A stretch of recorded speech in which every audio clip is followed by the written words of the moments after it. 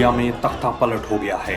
Syria में राष्ट्रपति बशर अल असद का तख्ता पलट कर दिया गया है। सीरिया की राजधानी दमिश्क पर विद्रोही गुटों के कब्जे के बाद सीरिया में असद परिवार का 50 साल का शासनकाल खत्म हो गया है।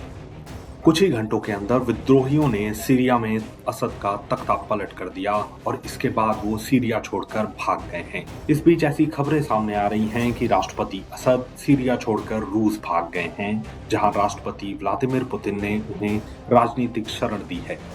रूस की समाचार एजेंसियों की खबरों के मुताबिक सीरिया के अपदस्थ राष्ट्रपति बशर अल असद अपने परिवार के साथ रूस की राजधानी मॉस्को पहुंच गए हैं, जहां पुतिन ने उन्हें शरण दी है। इससे पहले सीरिया में कुछ घंटों के अंदर ही विद्रोहियों ने राजधानी दमिश्क में घुसकर असद परिवार के 50 साल के शासन का अंत कर दिया। रूसी समाचार एजेंसियों टास और RIA ने रूसी राष्ट्रपति कार्यालय क्रेमलिन का हवाला देते हुए बताया कि असद और उनके परिवार को मॉस्को में शरण दी गई है। रूसी समाचार एजेंसी RIA के मुताबिक ये भी बताया गया कि सीरियाई विद्रोहियों की ओर से रूस को सीरिया में रूसी सैन्य ठिकानों और राजनयिक कार्यालयों की सुरक्षा की गारंटी मिली है। ऐसा बताया जा रहा है कि असद परिवार रविवार तड़के सीरिया से रवाना हुए थे। बता दें कि रूस असद का मुख्य समर्थक है और सीरिया में हमेशा से उसकी मदद करता आया है। सीरिया में पिछले 11 दिनों से विद्रोही गुटों और सेना के बीच कब्जे के लिए लड़ाई चल रही थी, जहां विद्रोही लड़ाकों ने रविवार को राजधानी दमिश्क पर भी कब्जा कर लिया, जिसके बाद सभी सड़कों पर गोलीबारी कर जीत का जश्न मनाते नजर आए। दमिश्क में चौराहों पर जश्न मनाती हुई भीड़ इकट्ठा हुई और सीरियाई क्रांतिकारी ध्वज लहराए गए, जिसने अरब स्प्रिंग विद्रोह के शुरुआती दिनों की याद दिलाई। असद और अन्य शीर्ष अधिकारियों की कोई खबर न होने के बाद अनेक लोगों ने राष्ट्रपति भवन और असद परिवार के आवास में तोड़फोड़ की। बता दें कि असद साल 2000 में राष्ट्रपति बने थे। रविवार को उनका 24 साल का शासनकाल तख्ता पलट के साथ खत्म हो गया। बता दें कि उनके पिता बशर के सबसे बड़े भाई बाशिर अल असद को अपना उत्तराधिकारी बनाने की कोशिश में थे, लेकिन 1994 में एक कार दुर्घटना में बासिल की मौत हो गई थी। बशर अल असद की बात करें तो उन पर गृह युद्ध के दौरान युद्ध अपराध और मानवता के खिलाफ अपराध का आरोप लगाया गया है, जिसमें 2013 में राजधानी के बाहरी इलाके में रासायनिक हथियारों से हमले भी शामिल हैं। सीरिया की बात करें तो यहां विद्रोहियों के अप्रत्याशित हमले की शुरुआत 27 नवंबर को हुई, जब बंदूकधारियों ने सीरिया के सबसे बड़े उत्तरी शहर अलेप्पो और देश के चौथे सबसे बड़े शहर हमा पर कब्जा कर लिया था और अब विद्रोही गुटों की सरकार बनने वाली है।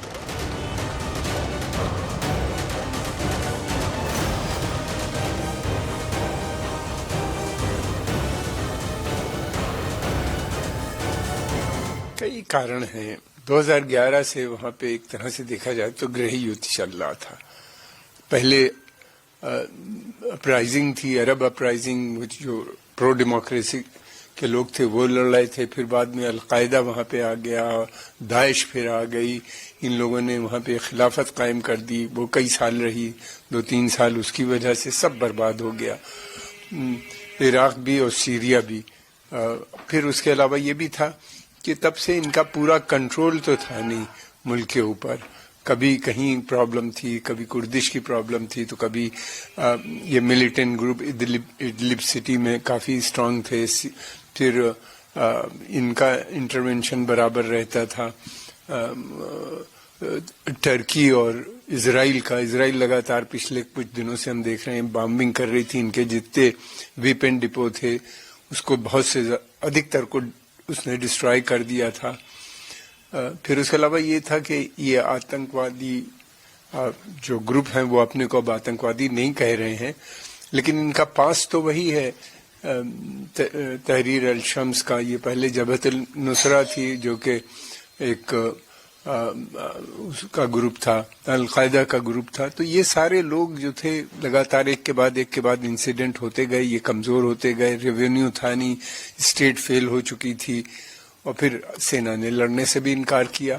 अधिकतर लोगों ने, उनको लगा कि वो सेना अपने ही लोगों को मार रही है, तो वो उसमें डिसर्शन शुरू हो गया और उनका पतन हो गया। सवाल है कि क्या एक तानाशाह के जाने के बाद दूसरा तानाशाह सीरिया की धरती पर काबिज होने जा रहा है। अगर ये आतंकवादी ग्रुप इराक में आते हैं तो मैं समझता हूं कि कोई खतरा बन सकता है, और वहां पे तेल की सप्लाई है, वहां पे एक दोबारा से अराजकता फैलती है, तो वो एक खतरे का विषय बन सकता है। और अगर ये सीरिया के अंदर सीमित रहते हैं और वहीं पे इनके आपस में झगड़े होते हैं या एक स्टेबल गवर्नमेंट बनाते हैं, तो इमीडिएट इतना खतरा नहीं होगा भारत को। हाँ, इससे पहले की जो हुकूमत थी वो सेकुलरिज्म पे विश्वास था उसका, हालांकि थे वो भी काफी डिक्टेटोरियल रिजीम थी, तानाशाह की तरह काम करते थे। अब देखना यह है, लगता है ऐसा है कि एक तानाशाह को दूसरा तानाशाह तो कहीं रिप्लेस नहीं कर रहा, इस बात का खतरा जरूर नजर आता है। सर, बात करें अमेरिका के डोनाल्ड ट्रंप की, ट्रंप के बयान पे हमारी लड़ाई नहीं है, यहाँ से अंतर्राष्ट्रीय प्रधानमंत्री जीत जा सकती है। देखिए, ये ट्रंप साहब को कोई जरूरत नहीं लड़ने की, उनका काम मैं समझता हूं कि इन जो संगठन थे वहां के ऊपर, तहरीर अल शम्स जिसने बशर अल असद को हटाया है सत्ता से, उन्हीं ने कर दिया। और दूसरी बात यह है कि अमेरिका की बेसिक पॉलिसी जो थी रिजीम चेंज की थी, तो रिजीम चेंज हो ही गया अब उनके माध्यम से।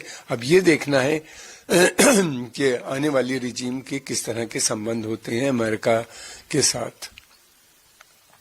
सर, पश्चिम एशिया के लिए इसका क्या व्यापक हो सकता है? बहुत बड़ा असर पड़ेगा पश्चिम एशिया पे। पश्चिम एशिया पे एक तो असर इसका सबसे ज्यादा पड़ेगा कि इराक के ऊपर सबसे ज्यादा, इराक बिल्कुल इसके बॉर्डर इस पे मिलते हैं, और दूसरी तरफ लेबनान के ऊपर बॉर्डर पर के ऊपर असर पड़ेगा। ईरान के ऊपर बहुत बड़ा असर है क्योंकि जो ईरान की पॉलिसी थी आर्क ऑफ रेसिस्टेंस की, तो वो तो बहुत ही कमजोर, उसको एक बहुत बड़ा धक्का लगा है, इसलिए कि हिजबुल्लाह काफी कमजोर हो नजर आ रहा है, लंबी लड़ाई लड़ रहा है इजराइल के साथ।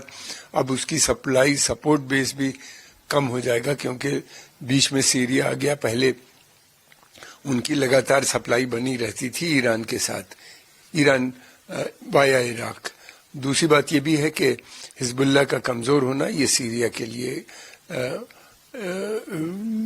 और लेबनान के जो अपोजिशन ग्रुप है उनके लिए तो वो अच्छी बात वो लोग अच्छा समझते हैं। इंडियन सरकार में तो हर देश में, हर दुनिया में, हर सरकारी के साथ में तो दोस्ती बन रहा है। मतलब ये तरीका है पॉलिटिकल इंटरनेशनल रिलेशन, सरकार आते सरकार जाते, लेकिन देश की बात बहुत मोहब्बत है। तो इंडिया काफी सपोर्ट किया, ह्यूमैनिटेरियन सपोर्ट भी किया।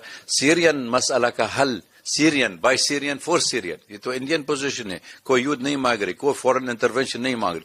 यूएन चार्टर अप्लाई करना चाहिए, लेकिन शुरू से हमारा देश में फॉरेन इंटरवेंशन हो गया, इजराइल अटैक हो गया, लीबिया ईरानियन आ गया था, रशियन भी आ गया, तुर्किश भी आया था, अरब फोर्सेस भी आया, सबको सीरिया के लिए तोड़ने के लिए तैयार है। इंडिया मेंटेन अ डिस्टेंस, ये तो सब सारी दुनिया का मालूम हो गया, इसलिए रिलेशन विल रिमेन। लेकिन जो खतरनाक है, जो ये अभी तो जब तक आईएस आया था इधर, पूरी अलकायदा वाली लोग थे वहां पर सीरिया के अंदर, वो काफी हिंदुस्तान वाले लोग भी आया था।